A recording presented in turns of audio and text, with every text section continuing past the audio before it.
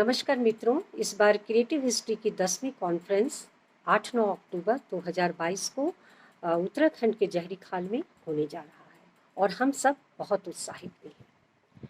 दुनिया में बहुत सारे कार्य हो रहे हैं हर क्षेत्र में, चाहे वह इतिहास हो या भूगोल, राजनीति हो या साहित्य, कला हो या समाजशास्त्र।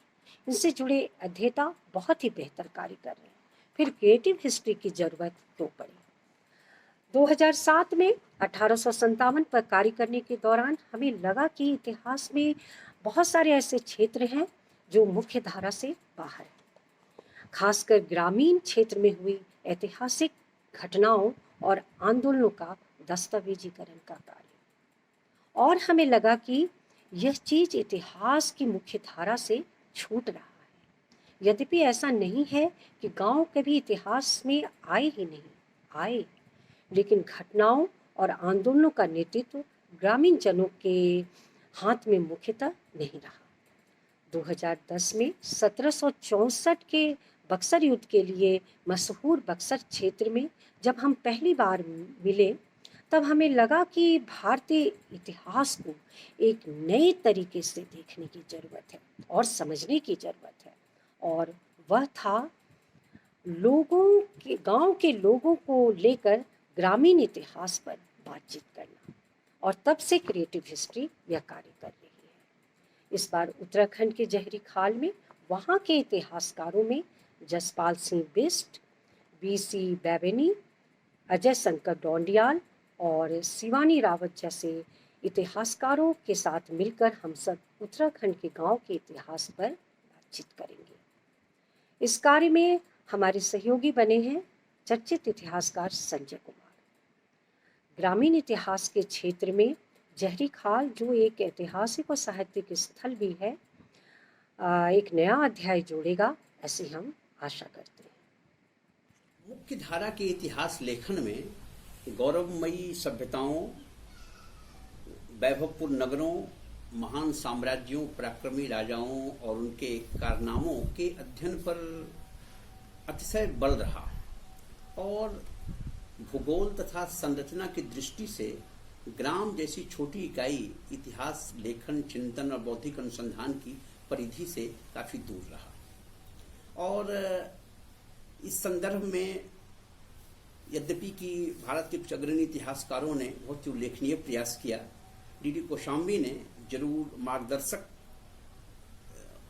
वक्तव्य के रूप में ग्रामीण इतिहास और ग्रामीण समुदाय के इतिहास की समझ की ओर हमारा ध्यान आकृष्ट किया।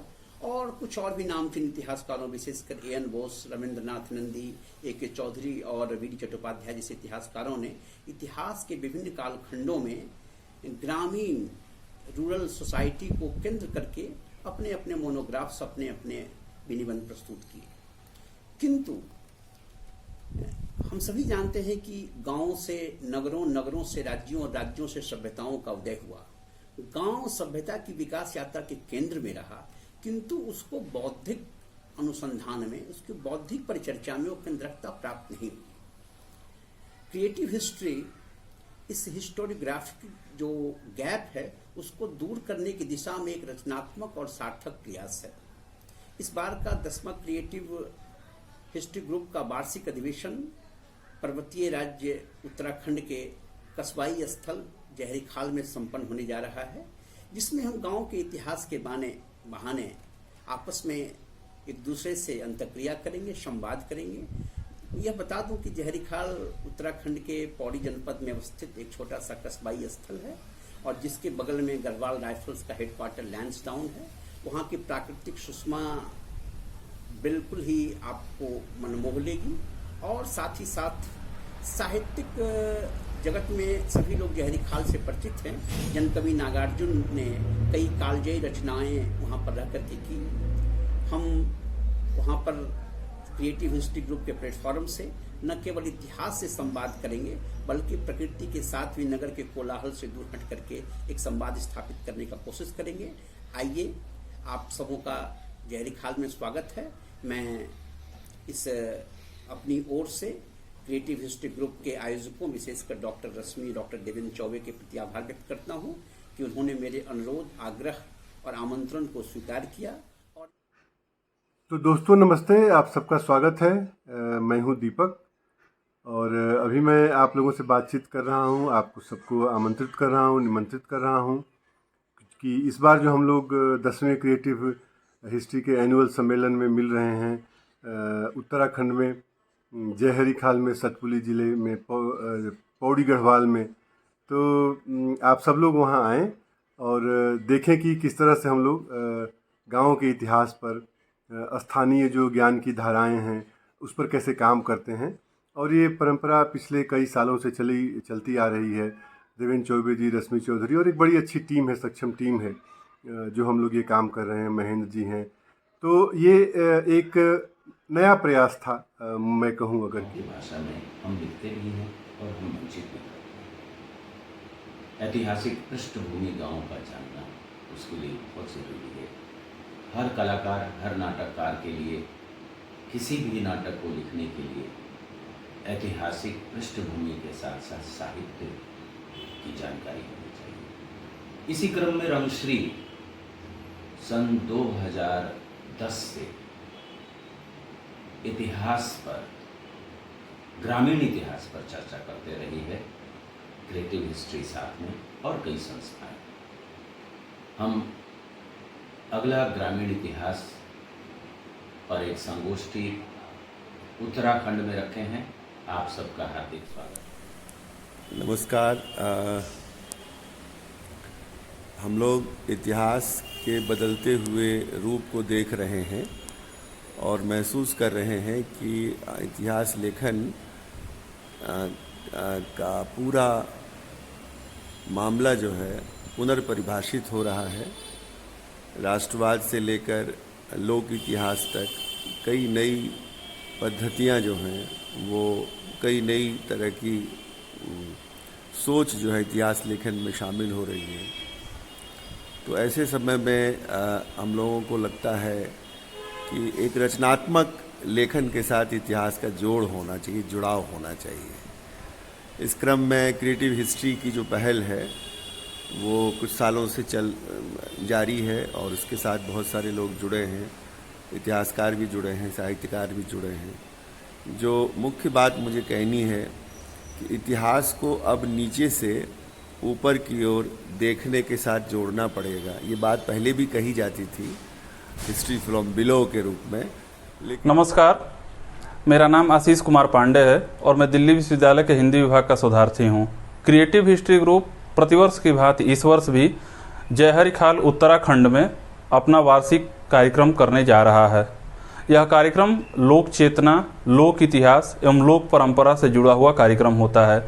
इसमें हम ग्रामीण इतिहास को भारत के और पूरे वैश्विक पटल पर समझने का प्रयास करते हैं। इसका सबसे पहली बात तो ये कि देवेंद्र चौबे जी की ओर से कार्यक्रम का आयोजन किया गया था। मुझे याद है 17 या 18 की बात है और प्रभात खबर की ओर से मुझे असाइन किया गया था कि आप बक्सर जाएं और वहाँ एक कार्यक्रम होना है इतिहास को लेकर, ग्रामीण इतिहास को लेकर। तो मेरी भी जिज्ञासा थी, रुचि थी और मैं यहाँ से गया और वहाँ मुझे लगता है कि 2 दिन रहा था और गंगा के किनारे, बक्सर में गंगा के तट के किनारे वो कार्यक्रम हुआ था और ये मुझे अद्भुत कार्यक्रम लगा था। और एक जहाँ तक बात है कि भारत गांवों में बसता है। भारतीय इतिहास पर वर्षों से इतिहासकारों ने अनेक शोध किए एवं बहुत सी पुस्तकें लिखी, परंतु भारत के ग्रामीण इतिहास पर उतना शोध कार्य नहीं हुआ है। क्रिएटिव हिस्ट्री ग्रुप के द्वारा भारत के ग्रामीण समाज एवं गांवों के इतिहास को समझकर भारतीय इतिहास को समझने का उत्कृष्ट कार्य किया जा रहा है। It always the debate on the rewriting of the history, whether it is the need of the writing history to understand the nation. There are the arguments of the reconstruction of history with the changing approaches and the trends. India is a vast country with great diversity of regional identities. Writing national history with cannot give a proper place to the identities and differences and depth study of the regions. आगामी 8 अक्टूबर 2022 को उत्तराखंड के जहरी खाल में creative history group द्वारा आयोजित सृजनात्मक इतिहास का जो वार्षिक सम्मेलन आयोजित किया जा रहा है वो बहुत ही स्वागत योग्य है और मेरी सभी आयोजकों को अग्रिम शुभकामनाएं और बधाई। मैं मानता हूँ कि ऐतिहासिक और समकालीन संदर्भ में भारतीय ग्रामीण जीवन और उसके लोक साहित्य एवं उसकी परंपराओं पर विचार करना इसलिए भी महत्वपूर्ण है क्योंकि ये हमें समाज एवं संस्कृति के इतिहास को समझने में मदद करती है। For the last one decade, Creative History has been doing this remarkable work of bringing Indian rural history into the folds of mainstream history writing. It has been connecting the rural knowledge base to the mainstream academic and pedagogical frameworks. It has been doing this work tirelessly for so many years, and in this direction, this year 2022, its edition would be held in Uttarakhand. I would like to convey my best wishes to the organizing committee and wish them a successful and meaningful intervention in the direction of the objective that they have been striving for so long. Thank you so much. Creative history की परिकल्पना एक अलग तरह की परिकल्पना है। कई बार हम लोग गांव में जब जाते हैं तो ये बातचीत होती है कि आखिर गांव के इतिहास पर काम करके हम क्या करना चाह रहे हैं। जैसे मैंने पहले भी कहा कि इसके जरिए हम भारत के इतिहास को समझना चाहते हैं। अभी तक भारत का जो इतिहास है उसे दो तरीके से समझा गया है। एक तो जो आर्काइवल डॉक्यूमेंट्स है उसके आधार पर हमने जो ब्रिटिश सरकार के दौरान या ब्रिटिश साम्राज्यवाद के दौरान भारत में जो दर्ज हुआ डॉक्यूमेंटेड, उसके आधार पर भारत को समझने की कोशिश हुई या भारत के स्वाधीनता आंदोलन को। लेकिन कई बार लगता है कि उन अभिलेखागारीय सामग्रियों के अलावा भी बहुत सारी ऐसी चीज़ें हैं जिनके आधार पर भारत के इतिहास को समझा जा सकता है और उसमें गांव का इतिहास एक बड़ा मसला है। कैसे गांव में बहुत सारी ऐतिहासिक घटनाएं घटती है वो दर्ज नहीं हो पाती है, लेकिन वह लोगों की स्मृतियों में, मेमोरी में दर्ज होती है। उसको समझना, उसका आकलन करना भी मुख्य धारा के इतिहासकारों का काम है। तो अपनी इन छोटी सी कोशिशों के जरिए हम एक तरह से भारत के गांव के इतिहास को समझना चाहते हैं, उसके बहाने अपने राष्ट्र के इतिहास को भी हम समझने की कोशिश करना चाह रहे हैं।